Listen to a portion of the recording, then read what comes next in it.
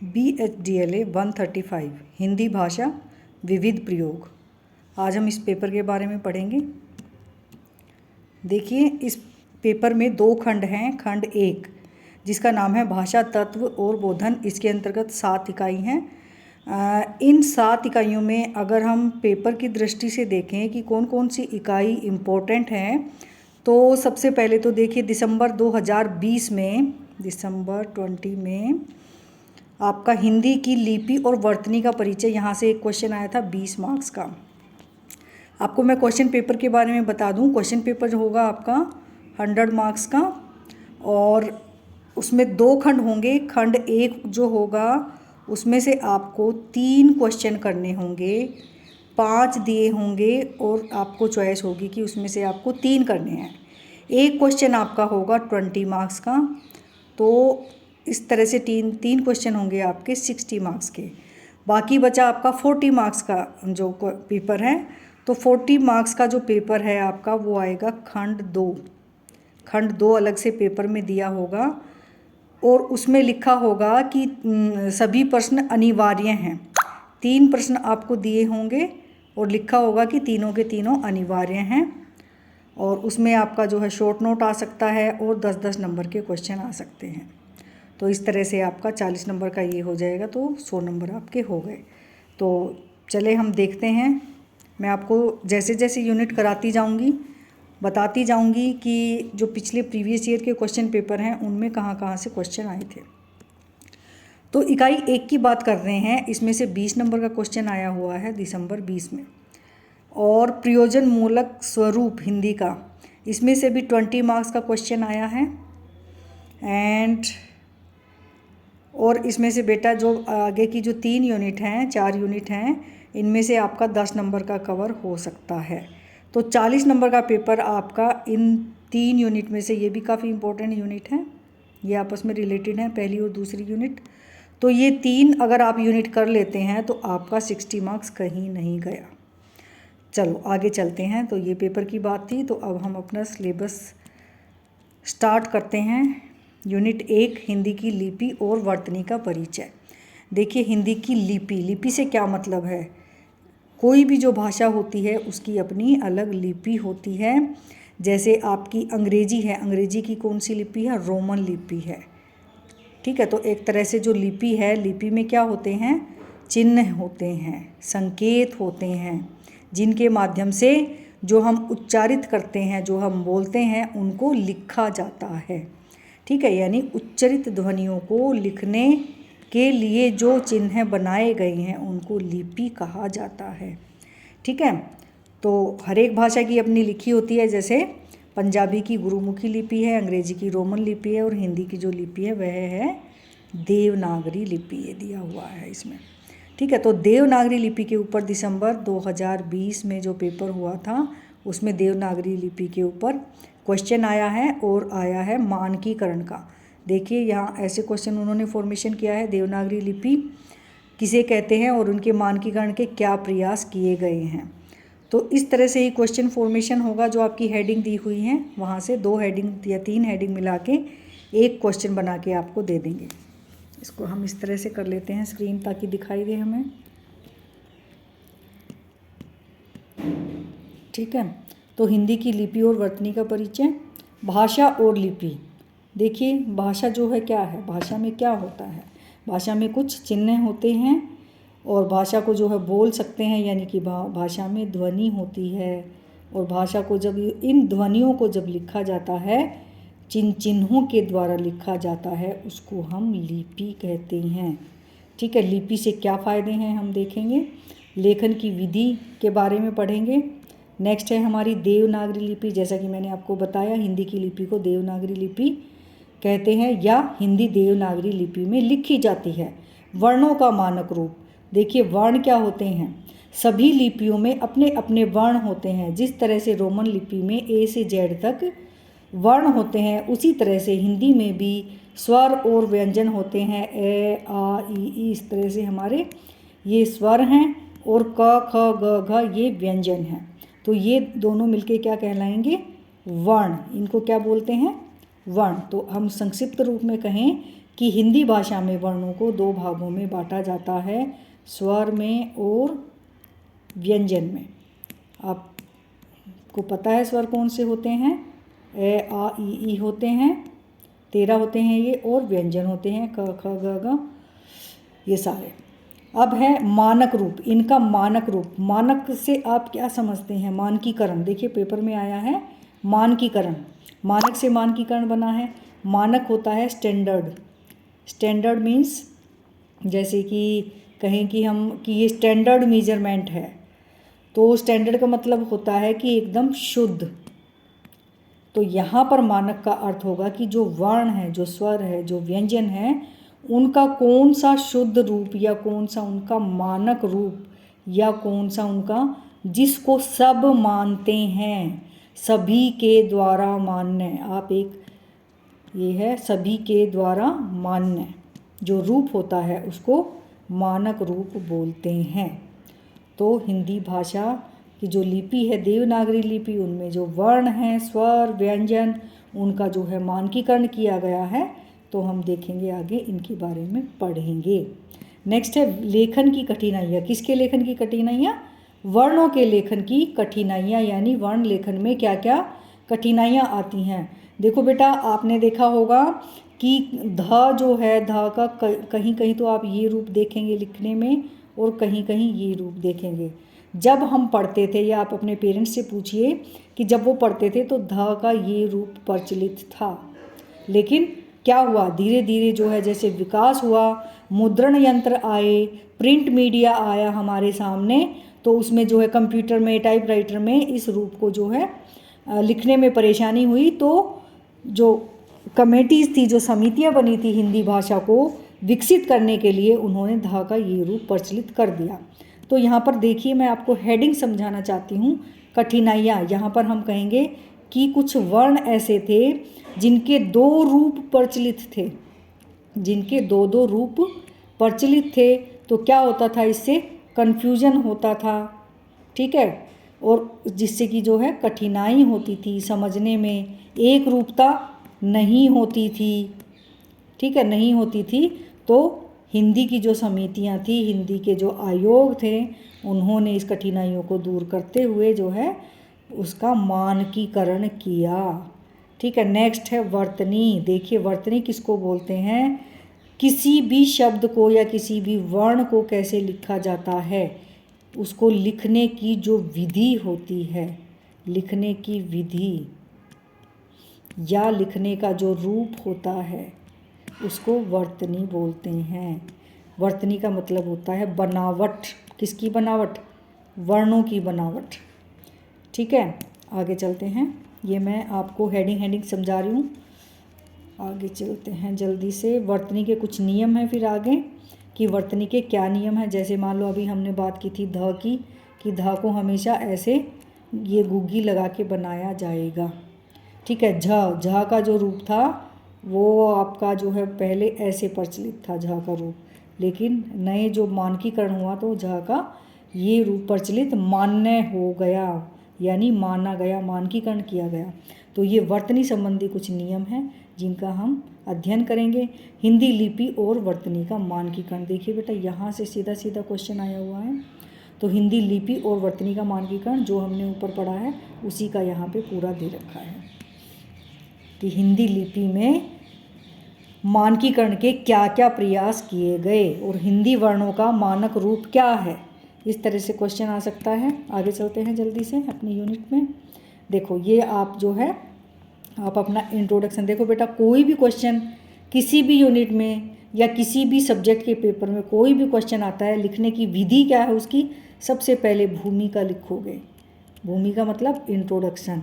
सबसे पहले इंट्रोडक्शन लिखोगे और उसमें 5 से 7 लाइनें लिख दोगे। उसके बाद आप अकॉर्डिंग टू क्वेश्चन अपना आंसर स्टार्ट करोगे और लास्ट में निष्कर्ष दे दोगे।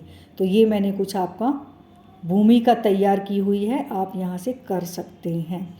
इसमें क्या दिया हुआ है कि लेखन की विविधता, यानी लेखन जो है, वर्णों का जो लेखन है वो अलग अलग होता था पहले, उसको समाप्त करने के लिए, जिससे कि टंकण में, मुद्रण में, प्रिंट में आसानी महसूस हो, एक रूपता आए, तो भारत सरकार ने मानक देवनागरी लिपि का सुझाव दिया, जिससे कि कुछ नियम बनाए वर्तनी के और उनका पालन करने का जो है आदेश दिया गया। तो आगे जो है इसी के बारे में यह यूनिट है। देखिए, वर्तनी किसे कहते हैं? शब्द का जो लिखित रूप है वह वर्तनी कहलाता है। देखिए यहाँ पर कुछ शब्द दिए गए हैं, आप कुछ एग्जाम्पल दे सकते हैं। जैसे समापत, ये गलत है। लिपि, परिचय, ये शब्दों के गलत रूप हैं, इनके सही रूप ये हैं। तो यहाँ पर आप कुछ एग्जाम्पल आप अपनी तरफ से भी दे सकते हैं। नेक्स्ट है भाषा और लिपि। भाषा और लिपि में आपको क्या लिखना है? लिपि का महत्व बताना है कि भाषा और लिपि का जो है आपस में एक दूसरे से काफ़ी घनिष्ठ संबंध है। देखो, जो भाषा होगी, कोई भी भाषा होगी तो उसकी लिपि अवश्य ही होगी। भाषा होगी तो उसकी लिपि भी अवश्य ही होगी। कुछ भाषा और लिपियों की आप एग्जाम्पल यहाँ पर दे सकते हैं, जैसे रोमन का, गुरुमुखी का आदि। नेक्स्ट है आपका लिपि से फ़ायदे। ये इंपॉर्टेंट क्वेश्चन है, लिपि से क्या फ़ायदे हैं। देखो, अभी मैंने बताया लिपि क्या होता है। जब हम जो मुंह से ध्वनियाँ बोलते हैं उनको जब हम किन चिन्हों के द्वारा व्यक्त करते हैं, कुछ संकेतों के द्वारा व्यक्त करते हैं, तो वह लिपि कहलाता है। अब वो उस लिपि का जो है क्या गुण है, या जो है सबसे पहले ये कहें कि उसका क्या महत्व है, तो उसका सबसे पहला जो महत्व है वो है विचार को सुरक्षित रखना। ठीक है, हमारे सामने बहुत सारे वेद हैं, ठीक है, गीता है, और जो भी पौराणिक कथाएं हैं पंचतंत्र की, तो ये हमारे सामने कैसे हैं? पंचतंत्र की कथाएं हो गई, कैसे हैं? क्योंकि लिपि से उनको चिन्हित किया गया है, लिखा गया है। तो लिपि जो है हमारे विचारों को सुरक्षित रखती है। ये पहला पॉइंट आपका हो गया। नेक्स्ट है आपका जो विचार हैं वो पीढ़ी दर पीढ़ी आगे बढ़ जाते हैं, यानी कि इसको आप लिख सकते हैं कि आगे आने वाली पीढ़ियों के लिए लाभदायक लिपि की सहायता से जो विचार लिखे जाते हैं वह आगे आने वाली पीढ़ियों के लिए सुरक्षित रख दिए जाते हैं, और आगे आने वाली पीढ़ियों को पता चलता है कि इतिहास में क्या हुआ था। ताजमहल किसने बनाया था, हमें कैसे पता चला? वही क्योंकि किताबों में लिखा है। किताबों में किससे लिखा है? लिपि ना होती तो किताबों में थोड़ी ही लिखा जाता। तो इस तरह से पीढ़ी दर पीढ़ी जो विचार हैं वो आगे बढ़ते रहते हैं। ये हमारा दूसरा पॉइंट हो गया। तीसरा पॉइंट है हमारा संस्कृति को सुरक्षित रखना। देखिए, हमारी संस्कृति के अंतर्गत हमारे तीज त्योहार, हमारी सारी परंपरागत बातें आती हैं, तो उनका पता भी हमें लिपि के माध्यम से चलता है। तो संस्कृति को सुरक्षित रखने का कार्य भी लिपि के माध्यम से किया जाता है। नेक्स्ट है हमारा संप्रेषण का विस्तार। देखिए, संप्रेषण क्या होता है? कम्युनिकेशन होता है, बातचीत करना। ठीक है, जब किसी दूसरे व्यक्ति से हम बात करना चाहते हैं तो हमें भाषा का प्रयोग करना पड़ता है, और जो कोई दूर दराज में व्यक्ति बैठा है वहाँ पर भी जो है हम अपनी भाषा से काम चलाते हैं, उनको लेटर भी लिख सकते हैं। आजकल तो नए साधनों से जो है उनसे जो है हम कॉन्फ्रेंस भी कर सकते हैं उनके साथ। तो इस तरह से संप्रेषण का विस्तार जो है वो लिपि के माध्यम से ही होता है। तो ये भी एक लिपि का महत्व है, गुण है। लिपि का महत्व आए, गुण आए, या लिपि से क्या फ़ायदे हैं आए, सबके आंसर में आपको यही लिखना है। पॉइंट वाइज मैं आपको बताती जा रही हूँ। आगे देखिए बेटा, लेखन की विधि।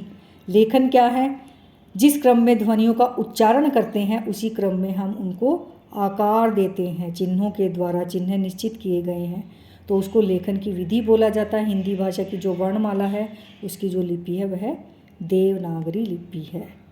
नेक्स्ट है देवनागरी लिपि। आगे देखेंगे इनका परिचय। देखो, देवनागरी लिपि की यहाँ पर वैज्ञानिकता बताई गई है। अगर क्वेश्चन ये आता है कि देवनागरी लिपि के इससे रिलेटेड कोई भी क्वेश्चन आता है तो आपको सबसे पहले लिपि के बारे में बताना है। उसके बाद आप बताओगे कि हमारी जो हिंदी भाषा है उसकी जो लिपि है देवनागरी है, और देवनागरी लिपि का जो सबसे बड़ा महत्व है, सबसे बड़ा जो गुण है वो क्या है कि देखो, इसमें जैसा बोला जाता है ना वैसा का वैसा ही लिखा जाता है। यहाँ पर आप एग्जाम्पल देख सकते हैं। कामता प्रसाद, यहाँ पर जो है देखो केवल मात्राओं का प्रयोग किया जाता है, जबकि रोमन में सर्वत्र शब्दों में व्यंजन और स्वर का प्रयोग किया जाता है। ठीक है, देखिए कामता प्रसाद, कामता प्रसाद, ये कम जगह घेरेगा बजाय कि इसके। इसमें हर एक जो व्यंजन है और स्वर है उसको अलग अलग लिखा जाता है। और कुछ ध्वनियाँ तो देखो बेटा ऐसी होती हैं जो रोमन लिपि में नहीं होती और हिंदी में होती हैं। जैसे आप अरोड़ा लिखो, अरोड़ा, हिंदी में ड़ की ध्वनि आ रही है तो ड़ ही लिखते हैं, जबकि अंग्रेजी में क्या लिखते हैं, अरोरा, यानी कि वहाँ पर ड़ के लिए कोई ध्वनि नहीं है, आर से ही काम चलाना पड़ता है। तो ये कुछ आधार हैं जिनके आधार पर हम देवनागरी को वैज्ञानिक लिपि कहते हैं। ठीक है, नेक्स्ट चलते हैं हम जल्दी से। नेक्स्ट है हमारा, ये बोध प्रश्न आ गए हैं। उसके बाद है वर्णों का मानक रूप। वर्ण मैंने बता दिया है क्या होते हैं, स्वर और व्यंजन होते हैं। जैसे जैसे विकास हुआ, कंप्यूटर आया हमारे सामने, टाइपराइटर आया, तो हमें किसकी आवश्यकता पड़ी, मानक रूप की। मानक रूप की कि वर्णों का जो है एक सा रूप प्रचलित हो, कन्फ्यूजन ना हो, तो इसीलिए जो है वर्णों के मानक रूप की आवश्यकता पड़ी और वर्णों को मानक किया गया। कब किया गया, देखो ये है कि केंद्रीय हिंदी निदेशालय ने, यहाँ से देखिए, केंद्रीय हिंदी निदेशालय ने 1966-2006 में मानक देवनागरी लिपि प्रस्तुत की। आगे जो है ये वर्ण दिए गए हैं जो कि मानकीकृत हैं। क्वेश्चन आया हुआ था 2020 में, वर्णों के मानकीकरण पर प्रकाश डालिए। वर्णों के मानकीकरण यानी कि जो वर्ण मानकीकृत किए गए हैं, मानक माने गए हैं, सबको मान्य हैं उनका। तो देखिए यहाँ पर आप कुछ का एग्जाम्पल यहाँ से उठा के दे सकते हैं। देखो स्वर ये हो गए हमारे, मात्राएं हो गई, अनुस्वार हो गया, अंकी बिंदी, विसर्ग हो गया। फिर आ गए हमारे व्यंजन। व्यंजन में देखिए ये है क वर्ग, ये च वर्ग हो गया। इसी तरह से आगे ट वर्ग, त वर्ग, प, फिर य हो गया, अंतस्थ व्यंजन हो गए ये हमारे। इसी तरह से फिर आगे द्विगुण व्यंजन और संयुक्त व्यंजन। आप इनमें से एक एक एग्जाम्पल लेकर डाल सकते हैं। उसके बाद है लेखन की कठिनाइयाँ। देखिए कठिनाइयाँ में देखेंगे हम, ये लिखा है पद्मा, देखिए प द, इसी के अंदर माँ जोड़ दिया और ये ऐसे कर दिया पद्मा, ये मैं पूरा मैं बना दिया और इसके पीछे फिर आ का डंडा। तो ये बड़ा क्या हो जाता है, इससे जो है बड़ी चिंता सी हो जाती है कि ये क्या लिखा है, क्योंकि जो वर्ड हैं वो आपस में इतने चिपके हुए हैं कि वो अलग अलग नज़र नहीं आ रहे। तो इसका केंद्रीय हिंदी निदेशालय ने इसका हल निकाला कि जो आधा होगा उस पर हम हलंत का चिन्ह लगा देंगे, ये वाला हलंत का चिन्ह है, ठीक है, ये ऐसे, तो वो आधा अक्षर माना जाएगा, आधा वर्ण माना जाएगा। आगे चलते हैं, ये देखिए दो वर्णों का योग द मा, यही समझा रखा है आगे। तो इनका क्या कर दिया, सरलीकरण, सरल कर दिया गया हलंत का चिन्ह लगा के, ये देखिए, ठीक है। नेक्स्ट है आगे, ये देखिए इन पर सब पर हलंत चिन्ह लगाया गया है।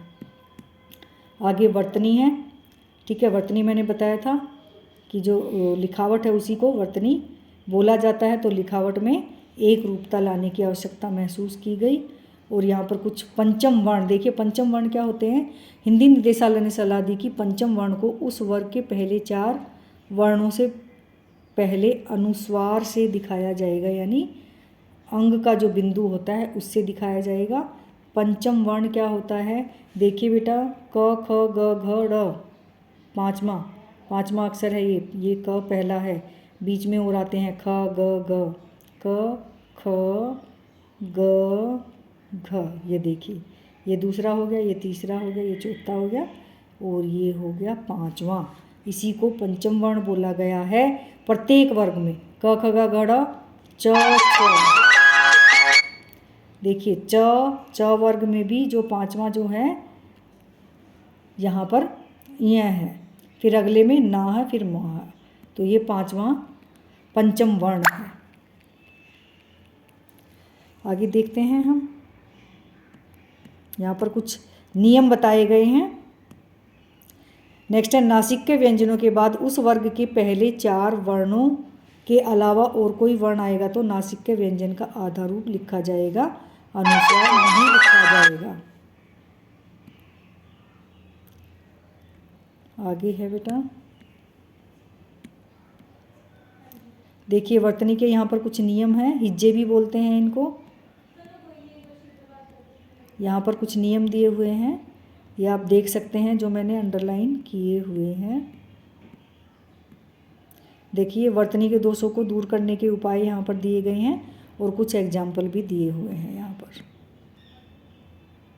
यहाँ पर विशेषताएं दी हुई हैं जो अंडरलाइन की हुई हैं, इनको यहाँ से आप शॉर्टकट में याद कर सकते हो पेपर के लिए। फिर आगे हिंदी लिपि और वर्तनी का मानकीकरण, यहीं से क्वेश्चन आया हुआ है। देखिए विभिन्नता में एकता लाने के, पहली बात तो ये है कि वर्तनी के मानकीकरण की आवश्यकता क्यों पड़ी, आवश्यकता क्यों, मानकीकरण की आवश्यकता क्यों पड़ी, एक रूपता के लिए, ठीक है, एकता लाने के लिए, एक रूपता लाने के लिए। फिर आगे यही दिया हुआ है जो अभी हम पढ़ के आए हैं, वही रिपीट किया हुआ है यहाँ पर, और कुछ एग्जाम्पल यहाँ पर दिए हुए हैं। संयुक्त व्यंजन के संयुक्त रूप, यानी कि जो आधा आता है ना, जैसे है आपका कच्चा लिखेंगे तो ये संयुक्त वर्ण है, ठीक है, संयुक्त व्यंजन हो गया ये हमारा, यहीं पर इसका एग्जाम्पल दिया हुआ है। विभक्ति चिन्ह का दिया हुआ है आगे कि विभक्ति चिन्ह का लोप हो गया है। क्रियापद दिया हुआ है, देखिए यहाँ पर दो क्रिया हैं, पढ़ा, पढ़ने का कार्य हो रहा है, और किया, यानी यहाँ पर दो क्रिया हैं, ठीक है, जाया करता, खाया करता, दो दो क्रियाएं दी हुई हैं, तो यहाँ पर उनका प्रयोग बताया गया है। इनको संयुक्त क्रियाएं बोलते हैं। जब दोनों क्रियाओं का प्रयोग होता है तो संयुक्त क्रियाएं बोला जाता है। हाइफन जो बीच में ये है, ये इसको हाइफन बोला जाता है और इसका मतलब होता है और, जैसे राम और लक्ष्मण, पढ़ना और लिखना, इस तरह से। आगे और हाइफन का प्रयोग कहाँ होता है, तुम सा, तुम जैसा, राम जैसा, यहाँ पर हाइफन का प्रयोग होता है। तो यहाँ से आप एग्जाम्पल 2-3 याद कर सकते हो पेपर के लिए। आगे अवयव दिया हुआ है, अवयव का मतलब है जो व्यय ना हो, यानी जो चेंज ना हो, हमेशा वैसा ही रहे, जैसे तक है, साथ है, आपके साथ, यहाँ तक, इनको किसी के भी साथ आप यूज़ करके देख लो, तक और साथ ऐसे ही रहेंगे। ऐसे और बहुत सारे अवयव हैं हिंदी में, आगे दिए हुए हैं, देखिए गज भर, देश भर, भर है एक हमारे सामने।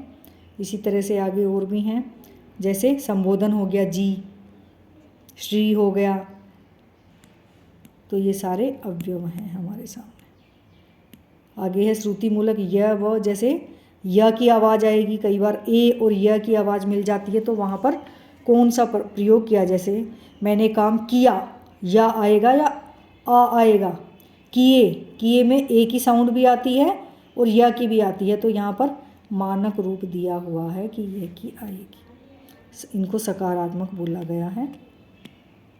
नेक्स्ट है अनुस्वार, चंद्र बिंदु, देखिए ये होता है बिंदु, अंग का जो सिंबल होता है, और ये होता है चंद्र बिंदु। इनका प्रयोग यहाँ पर बताया गया है कि मानकीकरण का जो प्रयोग होगा वो कैसे होगा।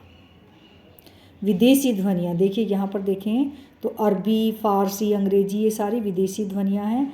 जैसे डॉक्टर होता है, डॉक्टर, डॉक्टर, इसको हिंदी में कैसे लिखते हैं, डॉक्टर, तो ये जो ऊपर लगाते हैं ये ऐसे, ये चंद्र बिंदु नहीं है, ये आ की जो साउंड आ रही है, ओ की, डॉक्टर में उस ओ की साउंड को दिखाने के लिए ये चिन्ह लगाया जाता है, जैसे डॉक्टर में। तो ये डॉक्टर का एग्जाम्पल आप ले सकते हैं बेटा यहाँ से, कि विदेशी ध्वनियों के, जो विदेशी ध्वनियाँ हिंदी में आई हैं उनके लिए भी जो है संकेत चिन्ह निर्णित किए गए हैं, और डॉक्टर का आप एग्जाम्पल दे सकते हैं। इसी तरह से उर्दू से आई हैं क ख ज फ, जो आज भी यूज होती हैं, और जिनके लिए, जिनके नीचे नुक्ता चिन्ह है लगता है, देखिए नुक्ता चिन्ह क्या है, ये है, ज है, ये लगा दिया, ये नुक्ता चिन्ह है, ये उर्दू से आई हैं, तो ये भी विदेशी ध्वनियाँ हैं। हल चिन्ह है, ये आप यहाँ से नोट्स बना रखे हैं, इनको पढ़ सकते हैं।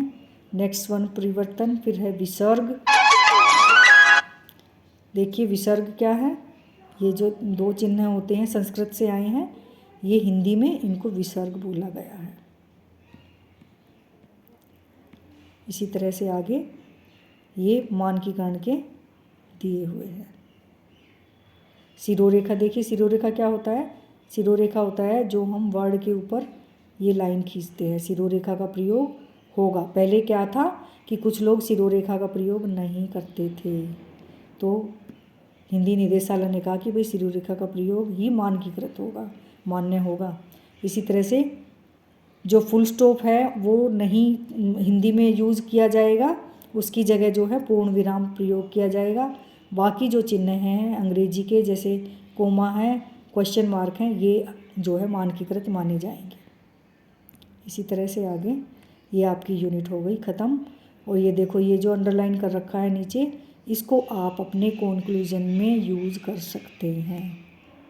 इसको नोट कर लीजिए, इसको आप अपने कंक्लूजन में प्रयोग कीजिए। तो इस तरह से आपको बीच के 2 से 3 पैराग्राफ बनाने हैं अकॉर्डिंग टू क्वेश्चन, और स्टार्टिंग की भूमिका लिखनी है, और लास्ट में आपको निष्कर्ष लिखना है। इस तरह से अगर आप पेपर करते हैं तो बहुत अच्छे मार्क्स आप ले सकते हैं। तो इस ये वीडियो में जो है पहली यूनिट हो गई है हमारी। नेक्स्ट वीडियो में हम और सारी यूनिट कवर करने की कोशिश करेंगे।